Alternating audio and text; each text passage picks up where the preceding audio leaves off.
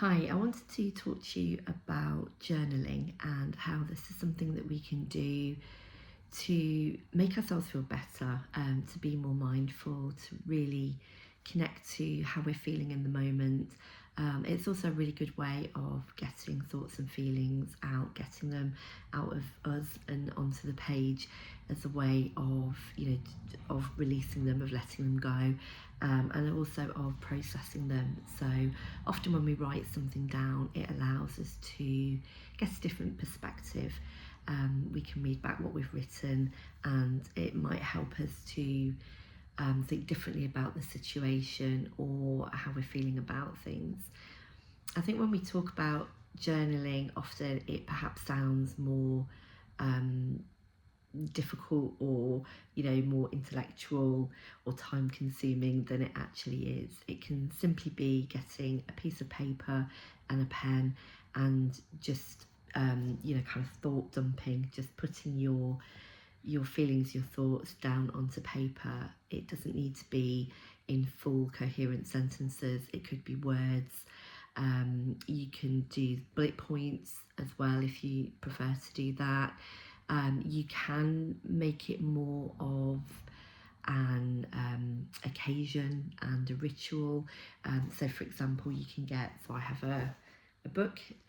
You can get yourself a notebook, and one that you enjoy, one that makes you feel happy, or you get a nice warm feeling from it, and it inspires you to pick it up and to write in it. And having that as a special place where you can connect back to yourself and, as I say, your thoughts and feelings, and release some of them, can be really powerful. And having a special place to do that, as I say, it makes it more of a ritual, and it's nice to have that. But really, we can do it with anything. You can find any piece of paper, write it down. You don't have to keep what you write. You actually, as part of that process, you may want to let it go. You may want to rip it up. You might like to set fire to it, safely, of course. Put it in a in a bowl that's not flammable, and have some water nearby. But again, as part of this ritual of getting down our thoughts and feelings, letting go, then that can be a nice, burning bowl ritual as part of that can be another nice addition. With what we know about journaling and why it's so useful as a tool to bring awareness to how we're feeling and to use it in a therapeutic way. There's lots of research over the past sort of 45 years that studied the power and the impact of journaling. And we know that, it's helped people with grief and different things that they're going through, but also even physical things. So if people have had physical injuries where they've had a group that, as part of their treatment, they've used journaling as a technique, and then the other control group, they haven't done that, what they found is that the people that journaled, actually their healing was quicker. So it's really remarkable. And when we write things down, so you could do this on a laptop, it's absolutely up to you how you prefer to do it, but there's something about putting pen to paper, and it engages both halves of our brain, the left and the right. So while the left is more focused on the sort of analytical and the functional of actually moving the pen on the paper and forming the words, that frees up the right side of our brain, and the more emotional brain, we tend to think of it, to connect with how we're feeling, to, as I keep saying, release that onto the paper, and let it go. And there's no right or wrong way of doing it. As I say, it's really about what works for you, and at a time that works for you, how long you want to do that. It's important to not focus too much on getting the spelling right and the grammar. It's very much about, as I keep saying, letting go and just allowing yourself to write stream of consciousness. So whatever comes into your head. Often when people start with a blank page and try and do that stream of consciousness writing, it can be difficult. It's recommended to literally write whatever comes into your head. So if you're thinking, this is stupid, I can't do this, I can't think of anything to write, I can't believe I've got another 10 minutes of doing this, there's nothing that I can say, write that down. It's literally whatever's in your mind, you write it down. And when we do that, and we do that for long enough, we find that we naturally start to have other thoughts, so, it might be, I can't do this, I'm useless, I hate journaling, I can't think of anything else to write. Oh, that's so typical of me, isn't it? I can never get anything right. It's like, I don't know, my mum always said when I was growing up. And then we spiral, and then we find actually there's some really interesting stuff excuse me, that's opening up, if we allow ourselves just to follow that train of thought and to see what comes up for us. And as I say, we can just close that notebook, and we don't need to return to it, or we may want to, get rid of it, either if we're worried somebody might find it, or as part of that, ritual of release and releasing those emotions. However, it can also be a useful exercise to, if we're writing over a period of time, to go back and reread what we perhaps wrote 3 months ago or 6 months ago, to see, is something that felt really huge and insurmountable at the time, is that still an issue for me? And what we can do with that information is, if it's not an issue, if the thing we're really worried about actually now it's played itself out, it's okay, it's no longer really an issue for us, then what we can take from that is, things can feel huge at the time, but actually things often work out, and so we can learn to trust that things will be okay. Which doesn't mean we have to have false positivity, or gaslight ourselves into thinking everything's okay at the time, but it's about balancing that with sitting with those emotions and allowing ourselves to feel anger or frustration or fear or whatever's coming up for us, but at the same time balancing that with, this is how I feel, and I honour that, and I'm here to kind of witness that for myself and validate that's okay that you feel that way, but also that I can feel this way and have some hope and trust that it's not always going to be this way and things will work out, and I can see that that's the case, that does happen for me. It might also be that we look back and we see that actually something that was bothering us is still an issue, in which case we know, okay, this is something that's been happening for some months now, so I need to address this if I haven't. There might be an issue at work, or maybe with a family member, or maybe we're concerned about our health, or we're writing the same things, we're going over the same ground, but we're not taking action. And so again, that's a message for us to go, look, actually, let's not keep talking about this, let's see what can we do to change the situation.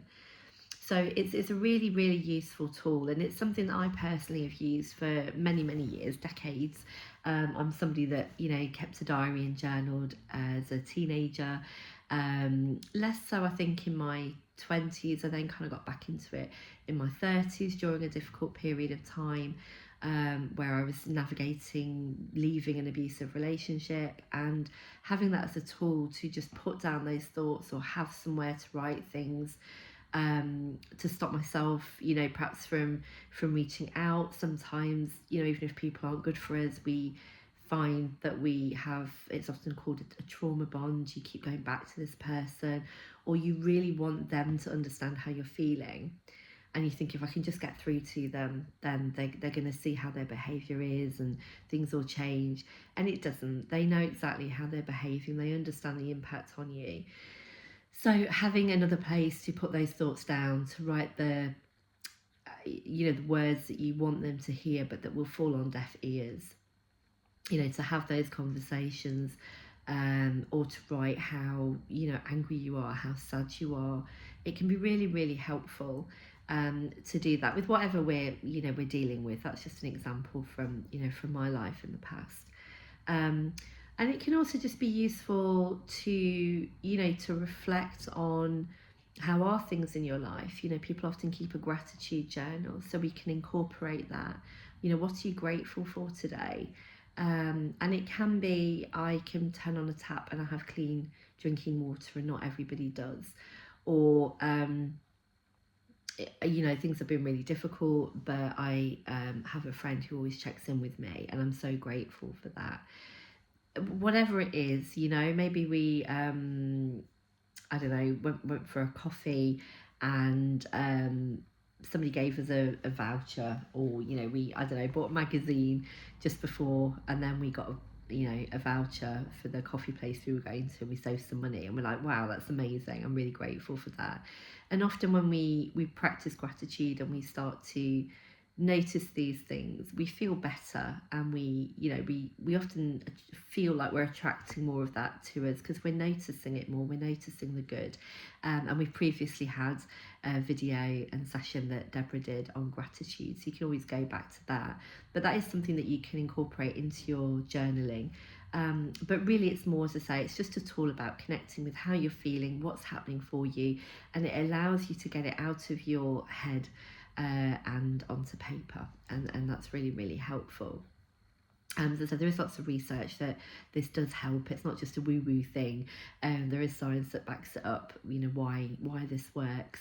And you can do it anywhere. It's nice to create a sort of little sanctuary, a space where you can do it.